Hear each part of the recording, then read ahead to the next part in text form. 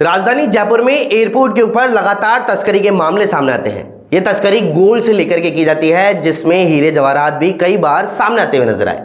लेकिन इस बार मामला कुछ और ही नजर आ रहा है। जब एक यात्री के ऊपर शक हुआ तो उसे रोका गया, जांच की गई, लेकिन उसके बावजूद भी उसके पास में कुछ नहीं मिला।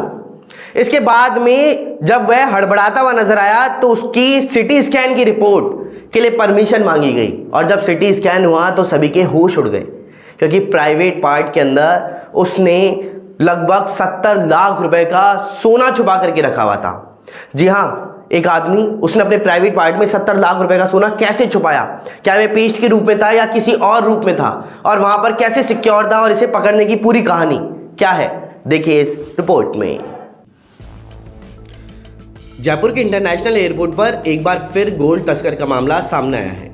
करीब 70 लाख के गोल्ड पेस्ट को आरोपी यात्री के प्राइवेट पार्ट से रिकवर किया गया। डायरेक्टरेट ऑफ रेवेन्यू इंटेलिजेंस की टीम ने गुरुवार की सुबह आरोपी यात्री के साथ गोल्ड स्मगलिंग के मास्टरमाइंड को भी दबोचा है। सूत्रों के अनुसार एजेंसी के हाथ लगे मास्टरमाइंड तस्कर अजय फगोड़िया से पूछताछ में कई बड़े खुलासे होने की संभावनाएं भी हैं। एयर अरेबिया की फ्लाइट नजर थी। डीआरआई के अधिकारी के पास जानकारी थी कि एयर अरेबिया से आ रहा एक पैसेंजर गोल्ड की स्मगलिंग कर रहा है। सऊदी अरब की राजधानी से रियाद से जयपुर पहुंची फ्लाइट के गेट जैसे ही खुले, एजेंसी की टीम अलर्ट हो गई। डिबोटिंग शुरू होते ही एजेंसी के लोगों ने पहले से मिली सूचना के आधार पर आरोपी पैसेंजर्स की तलाश शुरू कर दी। पहली जांच में आरोपी के पास कुछ नहीं मिला। एजेंसी के सूत्रों के अनुसार शक के आधार पर आरोपी पैसेंजर्स को कस्टम जांच के लिए रुकवाया भी गया, लेकिन उसके पास कुछ नहीं मिला। हालांकि जांच के दौरान आरोपी के बदले हाव भाव से जांच करने वाली टीम का शक गहरा हुआ और आरोपी पैसेंजर की अलग से लेकर के जांच की गई तो पूछताछ शुरू हुई, लेकिन फिर भी कुछ नहीं मिला। बता दें कि 772 ग्राम गोल्ड के प्राइवेट पार्ट से रिकवरी अब कर ली गई है। शक के आधार पर एजेंसी ने कोर्ट से तुरंत यात्री का एक्सरे करवाने की परमिशन ली, जिसमें पेड के तौर पर प्राइवेट पार्ट में छुपाया गया गोल्ड तस्कर नजर आया। इसकी कीमत करीब 70 लाख रुपए बताई जा रही है। वहीं अजमेर से मामला सामने आया है, जिसमें अजमेर के जेएलएन अस्पताल, जो लगभग बेहद ही नामी माना जाता है, उसमें मेल नर्स और डॉक्टर के बीच में मारपीट का एक वीडियो सामने आया। इसके बाद में डॉक्टर ने आरोप लगाया है कि मुझे जान से मारने की कोशिश की गई। तो वहीं मेल नर्स का भी कहना क्या है, देखिए इस रिपोर्ट में। अजमेर संभाग के सबसे बड़े जेएलएन हॉस्पिटल में आज सुबह रेजिडेंट डॉक्टर और नर्सिंग स्टाफ आमने सामने हो गए। नौबत मारपीट तक पहुंच गई। एनआईसीयू वार्ड की एक घटना सीसीटीवी में कैद हो गई और मामला सामने आने पर वार्ड में भीड़ लग गई। दोनों पक्षों को बाकी स्टाफ ने शांत करवाया।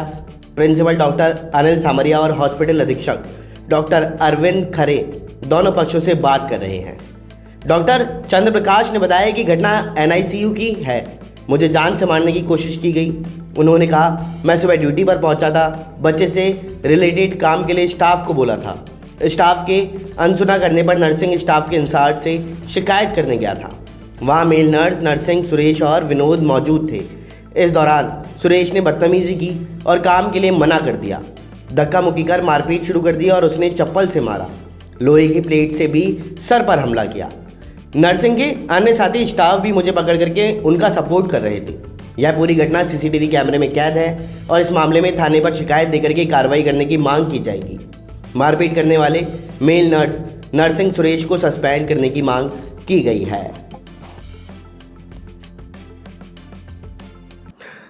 राजस्थान में तापमान लगातार अपने चरम सीमा पर पहुंचता हुआ नजर आ रहा है। हाल फिलहाल मार्च में 41 डिग्री के पार तापमान पहुंच चुका है, लेकिन अभी भी गर्मी से राहत मिलती हुई नजर नहीं आ रही। रात में घरों के अंदर एसी और कूलर चलना शुरू हो चुके हैं, तो वहीं इसी बीच मौसम विभाग ने एक और चेतावनी जारी की है। यह चेतावनी बारिश की है या फिर तापमान बढ़ने की, दिखाएंगे इस रिपोर्ट में। राजस्थान में मौसम परिवर्तन का सिलसिला लगातार जारी है। बुधवार को जहां प्रदेश में अधिकतम तापमान 41 डिग्री सेल्सियस को पार कर गया, वहीं सीमावर्ती क्षेत्र में सक्रिय हुए पश्चिमी विक्षोभ के चलते बीकानेर और जोधपुर संभाग में अधिकतम तापमान 2 डिग्री सेल्सियस तक लुढ़क गया है। मौसम वैज्ञानिकों के अनुसार गुरुवार को प्रदेश में सक्रिय पश्चिमी विक्षोभ की वजह से सीमावर्ती जिले में जहां एक बार फिर तेज आंधी के साथ बादलों की आवाजाही जारी रहेगी, जिससे तापमान में 2 से 4 डिग्री सेल्सियस तक की गिरावट देखने को मिल सकती है। वहीं इसके बाद में 28 मार्च को उत्तरी हवा की वजह से प्रदेश भर में तापमान में मामूली गिरावट हो सकती है। जयपुर मौसम केंद्र के अनुसार प्रदेश में सक्रिय हुए नए पश्चिमी विश्व के चलते अगले 48 घंटे तक प्रदेश में मौसम परिवर्तन का सिलसिला जारी रहेगा। इस दौरान जोधपुर और बीकानेर संभाग में 20 से 30 किलोमीटर प्रति घंटे की रफ्तार से तेज हवा चलने के साथ ही बादलों की आवाजाही भी जारी रहेगी। हालांकि इस दौरान बारिश होने की कोई संभावना नहीं नजर आ रही। इसके बाद 27 और 28 मार्च को प्रदेश भर में उत्तरी हवाओं से न्यूनतम तापमान में 2 से 4 डिग्री सेल्सियस तक की गिरावट होने की संभावनाएं हैं। इसके बाद एक बार फिर प्रदेश में मौसम शुष्क रहेगा। फिलहाल देश और दुनिया की तमाम बड़ी खबरों के लिए इतना ही। बने रहिए हमारे साथ। नमस्कार।